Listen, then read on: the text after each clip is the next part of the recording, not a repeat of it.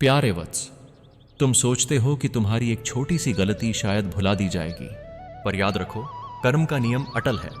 तुम्हारे हर कर्म की गूंज इस ब्रह्मांड में प्रतिध्वनित होती है। तुम्हारी वही एक गलती अब एक लहर बन चुकी है और यह लहर तुम्हारे जीवन के तट को हिला सकती है। संकट उसी गलती का परिणाम है, परंतु घबराना मत। मैं तुम्हारा सखा, तुम्हारा सारथी कृष्ण तुम्हें बताने आया हूं कि यह संकट तुम्हें तोड़ने नहीं, जगाने आया है। वत्स, जीवन में जब इंसान अपनी गलती से सामना करता है तभी उसका असली चरित्र प्रकट होता है। क्या वह गलती से भागेगा? क्या वह गलती का दोष दूसरों पर डालेगा, या साहस करके उसे स्वीकार करेगा और उससे सीख लेगा? जब तुम गलती करते हो तो केवल बाहर की दुनिया नहीं बदलती, तुम्हारे भीतर भी हलचल उठती है। वह हलचल तुम्हारे आत्मा की आवाज है जो कह रही है, देखो, तुमने सही मार्ग से विचलन किया है। तुम्हें शायद लगता हो कि कोई नहीं जानता तुम्हारी भूल, लेकिन स्मरण रखो, मैं जानता हूं, और सबसे महत्वपूर्ण, तुम्हारी आत्मा जानती है। आत्मा को धोखा देना असंभव है। यही कारण है कि वह गलती अब एक बोझ बन गई है। वह बोझ धीरे धीरे संकट का रूप ले चुका है। वत्स, संकट कोई सजा नहीं है। संकट एक दर्पण है जो तुम्हें तुम्हारे कर्म का प्रतिबिंब दिखाता है। याद रखो, संकट वह तपस्या है जो तुम्हें शुद्ध बनाती है। जिस प्रकार सोना आग में तपकर और चमकदार हो जाता है, उसी प्रकार इंसान भी संकट में तपकर और मजबूत बनता है। तुम सोच रहे होगे, प्रभु, क्या मेरी एक गलती मुझे इतना भारी क्यों पड़ रही है? वत्स, एक बीज छोटा होता है, पर जब वह पेड़ बनता है तो उसकी जड़ें धरती को भी फाड़ देती हैं। इसी प्रकार छोटी गलती भी यदि समय रहते स्वीकार न की जाए तो वह जीवन की जड़ों को हिला सकती है। इसलिए मैं कहता हूं, भागो मत, आंखें मूंदो मत, साहस करके अपनी गलती का सामना करो, क्योंकि वही गलती अब तुम्हारे जीवन का गुरु बनने वाली है। जब मैं कुरुक्षेत्र में अर्जुन का सारथी बना था तो युद्ध का संकट केवल अर्जुन के सामने नहीं था, बल्कि पूरे धर्म और अधर्म के बीच की लड़ाई थी। अर्जुन डरा हुआ था, भ्रमित था, उसके हाथ कांप रहे थे, उसका धनुष छूट रहा था। लेकिन मैंने उससे कहा था, उठो अर्जुन, यह तुम्हारा भाग्य निर्णायक समय है। संकट से भागना समाधान नहीं, संकट का सामना ही विजय का द्वार है। वत्स, आज वही स्थिति तुम्हारे सामने है। तुम्हारी एक गलती ने तुम्हारे जीवन में अंधकार का द्वार खोल दिया है। तुम्हें लग सकता है कि यह संकट तुम्हें निगल जाएगा, पर वास्तव में यह संकट तुम्हें उठाने आया है। तुम्हें यह समझना होगा कि संकट हमेशा संदेश लेकर आता है। संदेश यह है कि तुम अपने मार्ग से भटक गए हो। संदेश यह है कि तुम्हें आत्मा की सच्चाई को फिर से पहचानना है। संदेश यह है कि तुम अब और लापरवाह होकर नहीं जी सकते। मनुष्य जब जीवन में सुख सुविधा पाता है तो वह अपनी गलतियों को छोटा समझकर अनदेखा कर देता है, लेकिन जब संकट आता है तो वही छोटी गलती उसके सामने पर्वत बनकर खड़ी हो जाती है। यही कारण है कि तुम्हें अब जागना है। तुम्हें स्वयं से यह पूछना है, क्या मैं अपनी गलती से सीखूंगा? क्या मैं उसे सुधार कर और ऊंचा उठूंगा, या मैं टूटकर पछतावे में डूबकर हार मान लूंगा? मैं तुम्हें वचन देता हूं, यदि तुम संकट को शिक्षक मानकर स्वीकार करोगे तो वही संकट तुम्हें नई शक्ति देगा। वही गलती तुम्हें नया मार्ग दिखाएगी। वही अंधकार तुम्हें प्रकाश की ओर ले जाएगा। हर इंसान गलती करता है।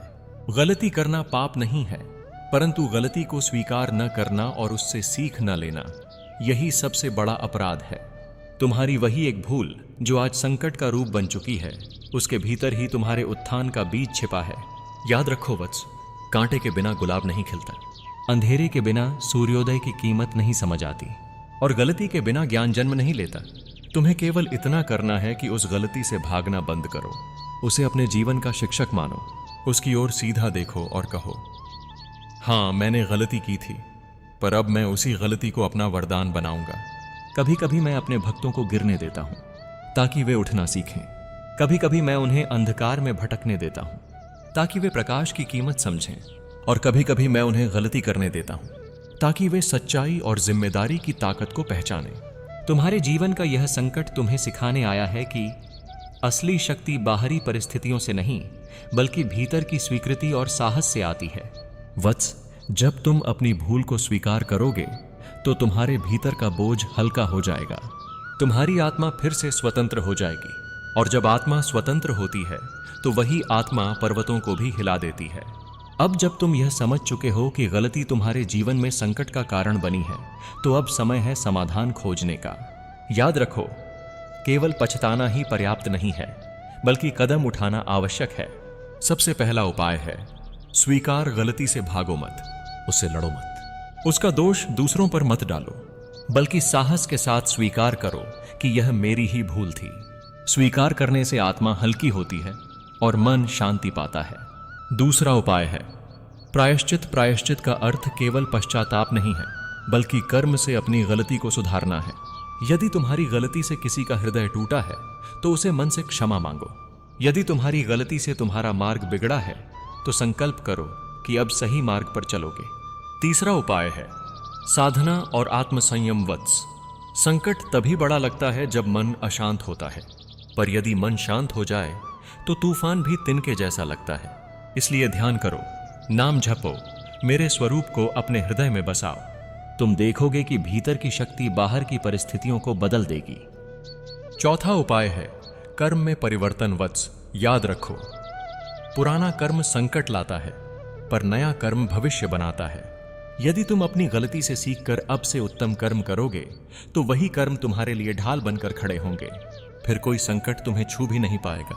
पांचवां उपाय है विश्वास वत्स। जब तुम्हें लगे कि सब कुछ समाप्त हो गया है, तब भी याद रखना कि मैं तुम्हारे साथ हूं। तुम्हारा हर आंसू मैंने देखा है, तुम्हारी हर पीड़ा मैंने महसूस की है। यदि तुम विश्वास रखोगे, तो मैं तुम्हें उस राह से निकाल दूंगा जहां तुम्हें लगेगा कि कोई रास्ता ही नहीं है। तुम्हें लग रहा होगा कि संकट बाहर से आया है, जैसे कोई परिस्थिति, कोई घटना, कोई समस्या अचानक तुम्हारे जीवन पर टूट पड़ी हो।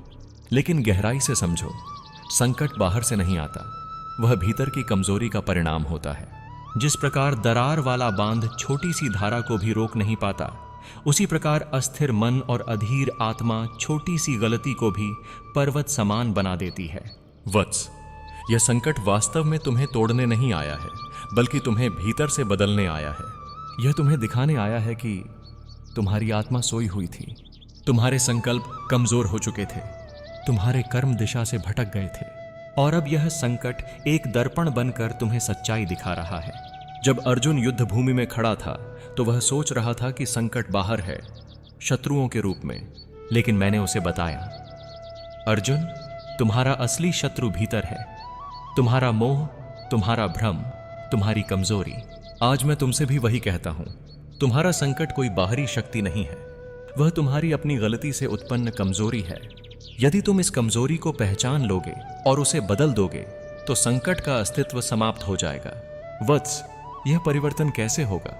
आत्मचिंतन से। हर दिन स्वयं से पूछो, मेरी गलती क्या थी? मुझे इस गलती से क्या सीखनी है? मैं आगे कौन सा कदम सही उठाऊंगा? अनुशासन से। मनुष्य जब अपने जीवन में अनुशासन लाता है, तो संकट उससे डरने लगता है, क्योंकि अनुशासन वह शक्ति है जो हर कमजोरी को मिटा देती है। सत्य से, अपने आप से और दूसरों से सत्य बोलो। झूठ और बहाने गलती को और बड़ा बना देते हैं, लेकिन सत्य गलती को छोटा कर देता है। भक्ति से। जब तुम मेरा स्मरण करोगे, तो तुम्हारा हृदय दृढ़ हो जाएगा, तब कोई भी संकट तुम्हें विचलित नहीं कर पाएगा।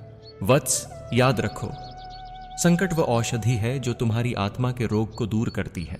भले ही स्वाद में कड़वी लगे, परंतु अंत में तुम्हें स्वस्थ और शक्तिशाली बना देती है। वत्स, तुम अब उस मोड़ पर खड़े हो जहां या तो यह गलती तुम्हें नीचे गिरा सकती है, या यही गलती तुम्हें महान बना सकती है, और यह चुनाव केवल तुम्हारे हाथ में है। तुम्हें लगता है कि गलती ने तुम्हें केवल संकट दिया है, परंतु गहराई से देखो तो वही गलती तुम्हें जीवन का नया मार्ग दिखा रही है। क्योंकि जब मनुष्य अपने आराम के घेरे में रहता है, तो वह कभी आत्मा के उच्च उद्देश्य को नहीं पहचान पाता। संकट क्या करता है? वह तुम्हें झकझोर देता है, तुम्हारी नींद तोड़ देता है, तुम्हें वहां ले जाता है जहां से तुम अपनी सच्चाई को निहार सको। तुम्हारी यह गलती तुम्हें बता रही है कि अब समय है अपनी आत्मा को उसके असली उद्देश्य से जोड़ने का। जीवन का उच्च उद्देश्य क्या है? स्वयं को पहचानना। तुम यह शरीर नहीं हो, तुम यह नाम, यह पद, यह अहंकार नहीं हो। तुम एक अनंत आत्मा हो जो शाश्वत है और जिसे कोई गलती बांध नहीं सकती। कर्म से दूसरों का भला करना गलती अक्सर स्वार्थ से जन्म लेती है, पर जब इंसान अपना जीवन दूसरों की सेवा और भलाई में लगाता है, तो उसका हर कदम पुण्य बन जाता है। भक्ति में डूबना वत्स, जब तुम अपना जीवन मुझे समर्पित कर दोगे तो हर गलती का बोझ अपने आप हल्का हो जाएगा। भक्ति इंसान को स्वच्छ कर देती है, जैसे गंगा स्नान से शरीर निर्मल होता है। यह गलती तुम्हारे लिए दंड नहीं बल्कि दिशा है। यह तुम्हें याद दिला रही है कि तुम केवल जीने के लिए नहीं जन्मे हो, बल्कि तुम्हारा जन्म एक उच्च उद्देश्य के लिए हुआ है। जिस प्रकार अर्जुन को कुरुक्षेत्र में यह समझ आया कि उसका युद्ध केवल परिवार से नहीं बल्कि अधर्म से है, उसी प्रकार तुम्हें भी यह समझना है कि तुम्हारा जीवन केवल सुख दुहक के लिए नहीं बल्कि आत्मा की विजय के लिए है। बल्कि वत्स, अब तुम्हें यह संकल्प करना होगा कि तुम इस गलती से सीखकर अपने जीवन को नए उद्देश्य की ओर मोड़ोगे। तुम्हारा हर कर्म अब आत्मा की शुद्धि का साधन बनेगा। तुम्हारा हर विचार अब सत्य की ओर अग्रसर होगा और तुम्हारा हर कदम अब भक्ति की ओर बढ़ेगा। याद रखो, गलती वही है जो तुम्हें अंधेरे में छोड़ दे, पर यदि वही गलती तुम्हें प्रकाश की ओर ले जाए तो वह गलती नहीं, वरदान है। जब आत्मा अपने उच्च उद्देश्य को पहचान लेती है तो संकट की शक्ति अपने आप क्षीण हो जाती है, क्योंकि संकट केवल अज्ञान पर शासन करता है। जैसे अंधेरा केवल तब तक रहता है जब तक दीपक नहीं जलता। वत्स, जब तुम्हारे भीतर भक्ति का दीपक जल जाएगा तो तुम्हारी गलती से उपजा अंधकार भी प्रकाश में बदल जाएगा। मन को शांत कर ध्यान में बैठो। जब तुम भीतर उतरते हो तो तुम्हें एहसास होता है कि संकट उतना बड़ा नहीं जितना मन ने बना लिया है। ध्यान आत्मा की खिड़की खोलता है। भक्ति को जीवन का आधार बनाओ। हर सांस के साथ मेरा नाम लो। तुम्हें लगेगा जैसे मैं तुम्हारे भीतर ही हूं। तब तुम्हें यह विश्वास हो जाएगा कि तुम अकेले नहीं हो। नकारात्मकता का त्याग करो वत्स। गलती से जुड़ी अपराध बोध और भय की ऊर्जा तुम्हें कमजोर करती है। जब तुम उसे छोड़ देते हो और सकारात्मक संकल्प अपनाते हो तो संकट का असर मिटने लगता है। सेवा और दान का मार्ग अपनाओ। जब तुम अपने दुख के बीच भी किसी और के आंसू पोंछते हो तो तुम्हारे अपने दुख का बोझ हल्का हो जाता है, क्योंकि सेवा आत्मा को शुद्ध करती है। जब आत्मा जागृत होती है तो वह गलती को भी अनुभव का पाठ मान लेती है। फिर गलती बोझ नहीं लगती बल्कि ज्ञान की सीढ़ी बन जाती है।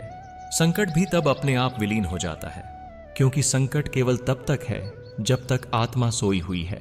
जैसे ही आत्मा जागती है संकट का अस्तित्व मिट जाता है, ठीक वैसे ही जैसे सूरज निकलते ही रात लुप्त हो जाती है।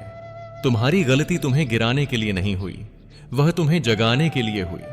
तुम्हारा संकट तुम्हें हराने के लिए नहीं आया, वह तुम्हें मजबूत बनाने के लिए आया। राधे राधे।